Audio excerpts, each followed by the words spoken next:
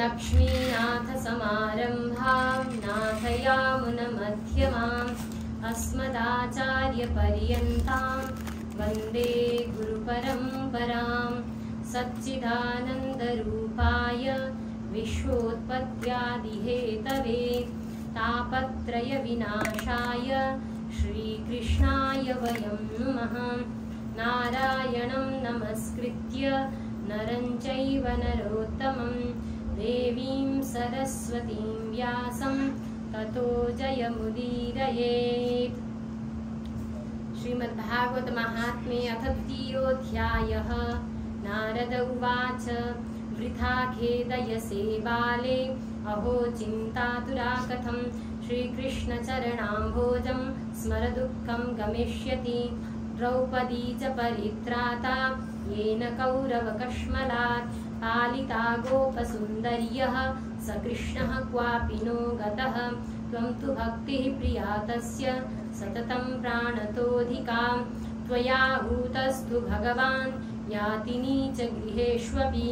सत्यादित्रियुगे बोधवैराग्यौ मुक्तिसाधकौ कलौ तु केवला भक्तिर्ब्रह्मसायुज्यकारिणी। इति निश्चित्य चिद्रूपः सद्रूपां त्वां ससर्जः परमानन्दचिन्मूर्तिः सुन्दरीं कृष्णवल्लभां। बद्ध्वाञ्जलिं त्वया पृष्टं किं करोमीति चैकदा। त्वां तदाज्ञापयत् कृष्णो मद्भक्तान् पोषयेति च। अङ्गीकृतं त्वया तद्वै प्रसन्नो भूद्धरिस्तदा। मुक्तिं दासीं ददौ तुभ्यं ज्ञानवैराग्यकाविमौ। पोषणं स्वेन रूपेण वैकुण्ठे त्वं करोषि च। भूमौ भक्तविपोषाय छायारूपं त्वया कृतं। मुक्तिं ज्ञानं विरक्तिं च सह कृत्वा गता भुवि। कृतादिद्वापरस्यान्तं महानन्देन संस्थिता। कलौ मुक्तिः क्षयं प्राप्ता पाखण्डामयपीडिता। त्वदाज्ञया गता शीघ्रं वैकुण्ठं पुनरेव सा। स्मृता त्वयापि चात्रैव मुक्तिरायाति याति च। पुत्रीकृत्य त्वयेमौ च पार्श्वे स्वस्यैव रक्षितौ। उपेक्षातः कलौ मन्दौ वृद्धौ जातौ सुतौ तव। तथापि चिन्तां मुञ्च त्वम् उपायं चिन्तयाम्यहं। कलिना सदृशः कोऽपि युगो नास्ति वरानने। तस्मिन् स्वां स्थापयिष्यामि गेहे गेहे जने जने। अन्यधर्मां तिरस्कृत्य पुरस्कृत्य महोत्सवान्। तदा नाहं हरेर्दासो लोके त्वां न प्रवर्तये।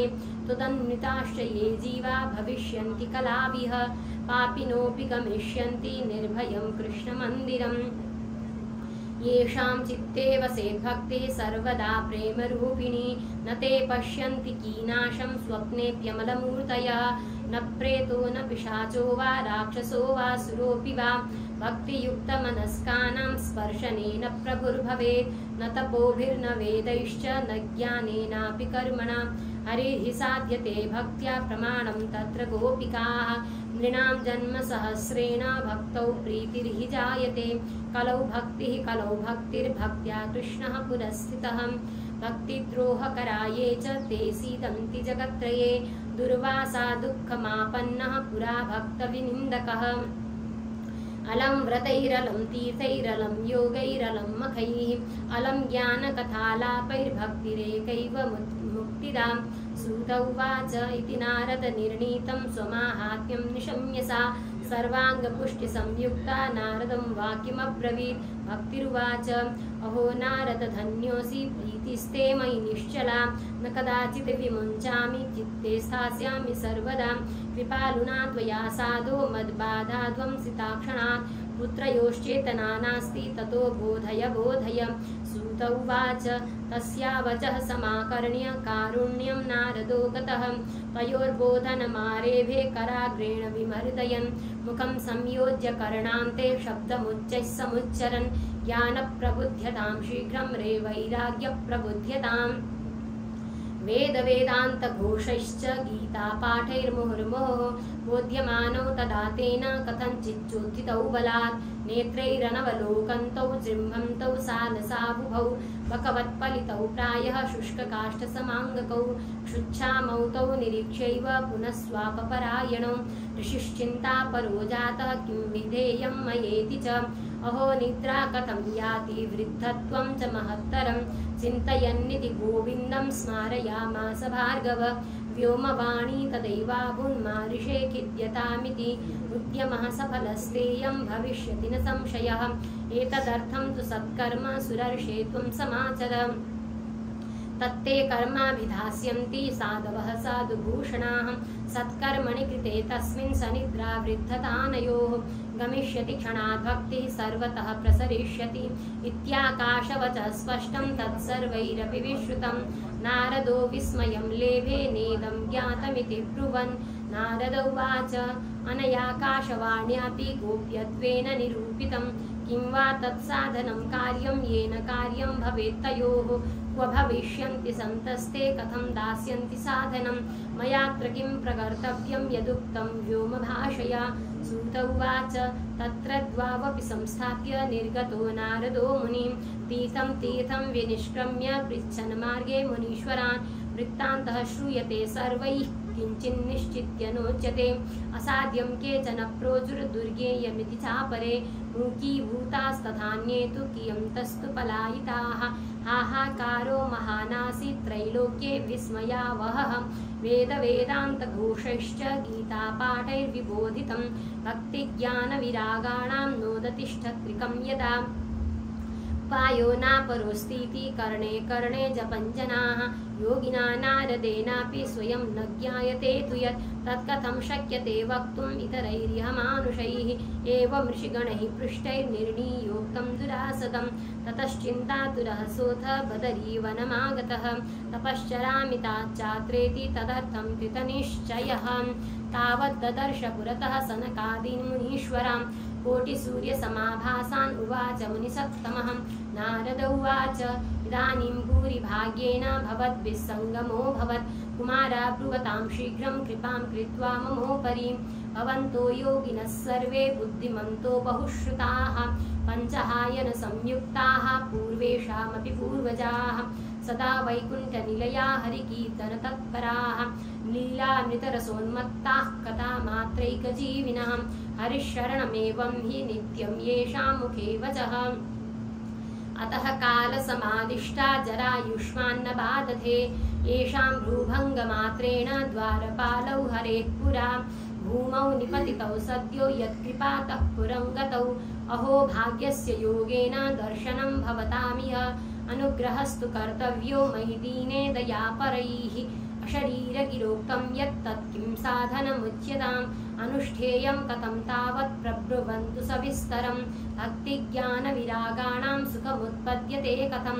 स्थापनं सर्ववर्णेषु प्रेमपूर्वं प्रयत्नतः कुमारा ऊचुः मा चिन्तां कुरु देवर्षे हर्षं चित्ते समावह उपायः सुखसाध्योऽत्र वर्तते पूर्व एव हि अहो नारद धन्योऽसि विरक्तानां शिरोमणिः सदा श्रीकृष्णदासानाम् अग्रणीर्योगभास्करः त्वयि चित्रं न मन्तव्यं भक्त्यर्थमनुवर्तिनी घटते कृष्णदासस्य भक्तेः संस्थापना सदा ऋषिभिर्बहवो लोके पन्थानः प्रकटीकृताः श्रमसाध्याश्च ते सर्वे प्रायः स्वर्गफलप्रदाः वैकुण्ठसाधकः पन्थाः स तु गोप्यो हि वर्तते तस्योपदेष्टा पुरुषः प्रायो भाग्येन लभ्यते सत्कर्म तव निर्दिष्टं व्योमवाचा तु यत्पुरा तदुच्यते शृणुष्वाद्य स्थिरचित्तः प्रसन्नधीः द्रव्ययज्ञास्तपोयज्ञा योगयज्ञास्तथा परे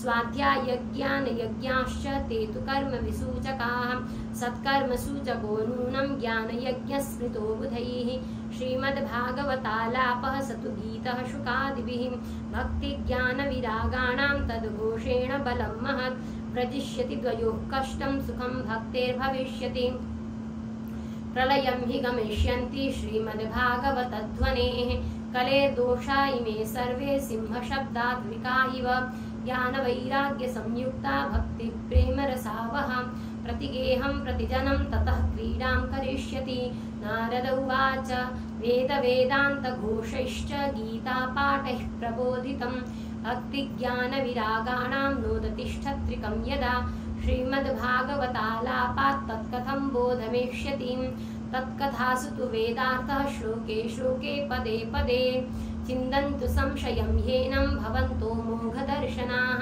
विलम्बो नात्र कर्तव्यः शरणागतवत्सलाः कुमारा ऊचुः वेदोपनिषदां सारा जाता भागवती कथा अत्युत्तमा ततो भाति पृथग्भूता फलाकृतिः आमूलाग्रं रसस्तिष्ठन्नास्तेन स्वाद्यते यथा स भूयः सम्पृथग्भूतः फले विश्वमनोहरः यथा दुग्धे स्थितं सर्पिर्न स्वादायोपकल्पते पृथग्भूतं हि तद्गव्यं देवानां रसवर्धनम् इक्षूणामपि मध्यान्तं शर्करा न व्याप्य तिष्ठति पृथग्भूता च सामिष्टा तथा भागवती कथा इदं भागवतं नाम पुराणं ब्रह्मसंहितं भक्तिज्ञानविरागाणां स्थापनाय प्रकाशितं वेदान्तवेदसुस्नाते गीतायापि कर्तरि परितापवते व्यासे मुह्यत्यज्ञानसागरे तदा त्वया पुरा प्रोक्तं चतुश्लोकसमन्वितं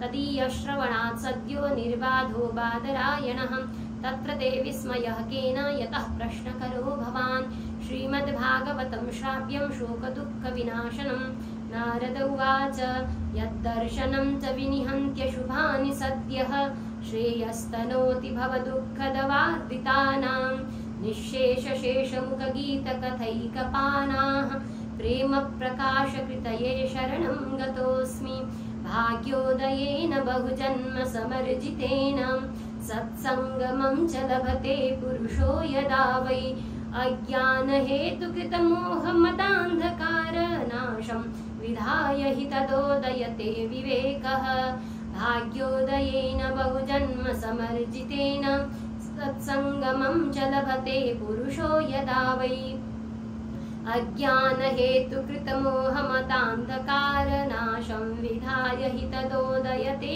विवेकः श्रीपद्मपुराणे उत्तरखण्डे श्रीमद्भागवतमाहात्म्ये कुमारनारदसंवादो नाम द्वितीयोऽध्यायः। हरे नमः।